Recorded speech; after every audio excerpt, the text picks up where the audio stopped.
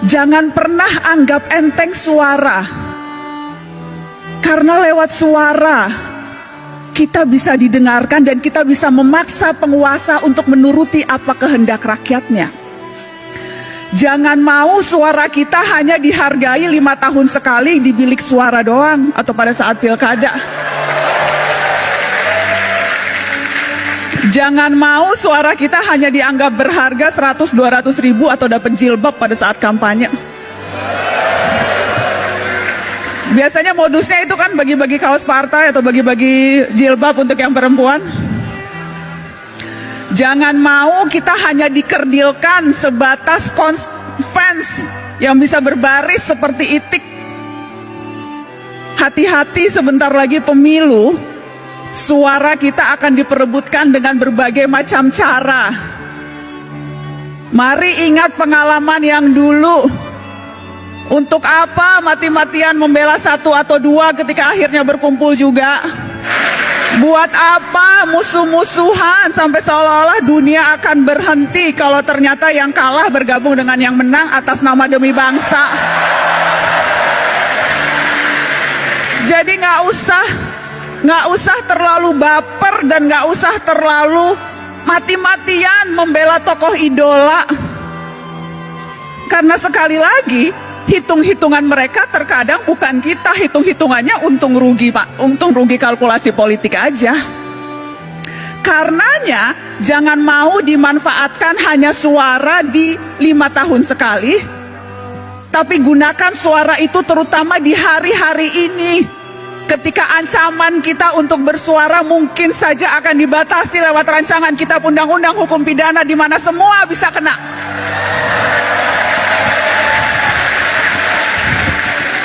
Terlalu berharga suara kita, dan saya selalu bilang ini, cuma itu yang kita punya, suara.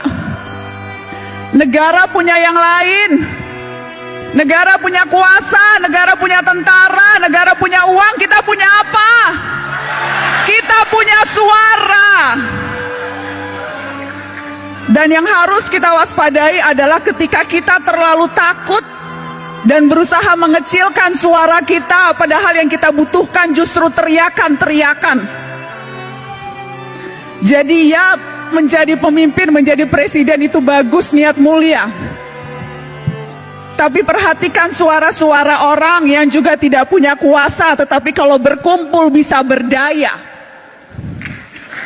Jadi mari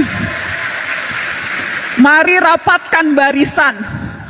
Mari rapatkan barisan, dan jangan mau ditipu-tipu.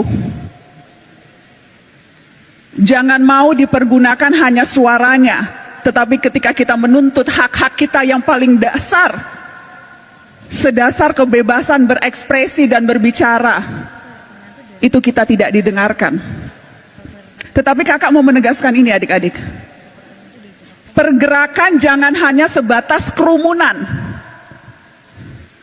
Pergerakan terutama gerak mahasiswa jangan hanya sebatas kumpul-kumpul berkerumun. Ya, demonstrasi perlu dan harus terus dilakukan kalau memang strateginya seperti itu.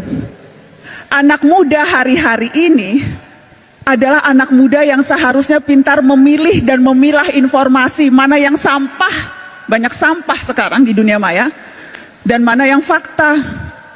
Mana yang berita, mana yang opini, dan hati-hati mana yang propaganda. Dan kalau sudah yakin, sampaikan itu dengan lantang. Jangan mau ditakut-takuti polisi, suruh urus dulu tuh Verdi Sambo.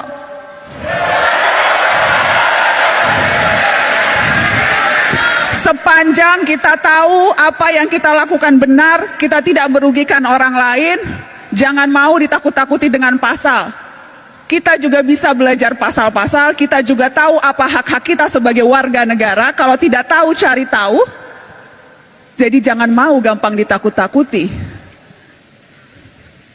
Dengan cara itu, kita bisa berdaya dan kita bisa memberdayakan orang lain.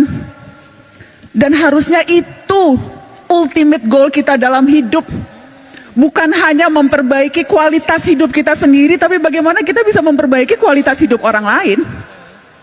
Dan itu bisa dilakukan tanpa jabatan formal, tanpa jadi presiden, tanpa jadi menteri, tanpa jadi anggota DPR, tanpa perlu pangkat yang tinggi. Kita bisa melakukan itu dalam tindakan kecil seharian sekalipun. Karena kuncinya sebetulnya peduli dan bersatu. Kutipan yang selalu saya tunjukkan ke setiap mahasiswa ketika Bung Hatta bilang seperti ini, peduli dan bersatu itu adalah kunci. Karena kalau tidak, Indonesia hanya seperti seuntaian gambar